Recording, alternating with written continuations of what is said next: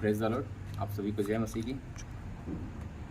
आज का दिन जो परमेश्वर ने मेरे लिए दिया है, और आज सुबह टाइम मैं जब एक अध्याय जब पढ़ रहा था, और उसमें से एक पद जो आयub के जीवन के बारे में मैं जब पढ़ रहा था, और उसमें से एक वचन जो परमेश्वर ने मुझे दिया, जो दूसरा आयub 2:11 में इस प्रकार लिखता है, जब तेमानी, एलीफज और सूही, बिल्दाद और नमाती सोपर, आयub के इन तीनों मित्रों ने इन सब विपत्तियों का समाचार पाया जो उस पर पड़ी थी, तब वे आपस में यह ठान कर कि हम आयub के पास जाकर उसके संग विलाप करेंगे और उसको शांति देंगे, अपने अपने यहाँ से उसके पास चले।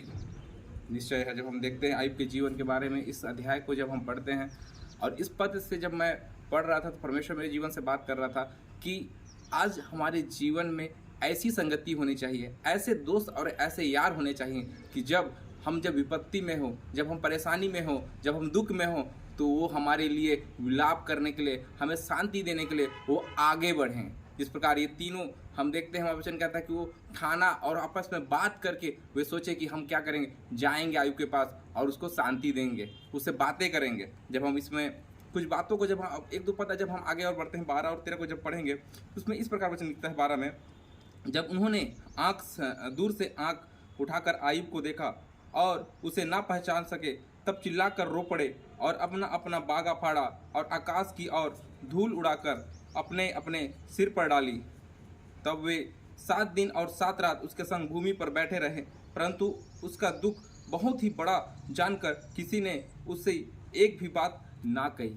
निश्चय आज हमारे जीवन में ऐसे दोस्त होने चाहिए जो आज हमारे दुख को जब जाने, वो हमारे तकलीफ़ों को जब जाने, तो निश्चय बिना हमसे बात किए हमसे वो उपस्थित होने पाए, हमारे पास वो बैठने पाए। आज हमारे जीवन में ऐसे संगति की बहुत आवश्यकता है। मैं एक ही बात बोलना चाहूँगा कि आज हमें वचन के साथ चलना है, और जो वचन को मानता है निश्चय वो परमेश्वर की उपस्थिति में रहता है, और वचन को चलने वाला, वचन के जानने वाले के साथ ही हमें संगति करना है, क्योंकि जब हम दुखी होंगे तो हमारे बीच में वो खड़ा होगा। हम जब अशांत रहेंगे तो हमें ढाढ़स देने के लिए हमारे बीच में आ जाएगा। जिस प्रकार आयub के दोस्तों को हम देखते हैं, वो 7 दिन 7 रात तक धूल में उसके साथ बैठे थे, पर एक वर्ड उनसे नहीं बोलना पाया। उसके दुख को वो महसूस कर रहे थे, उसके दुख में वे खड़े होने के लिए उसके पास आ चुके थे। आज हमारे जीवन में ऐसे दोस्तों की कमी है, तो आज हमें परमेश्वर के निकट आना है, उससे प्रार्थना करना है। जब हम परमेश्वर के वचन में चलेंगे तो परमेश्वर हमें ऐसा साथी देगा जो हमारे दुखों में खड़ा हो सकता है। इस वचन के द्वारा आप सभी को आशीष मिले। पुनः सभी को जय मसीह की।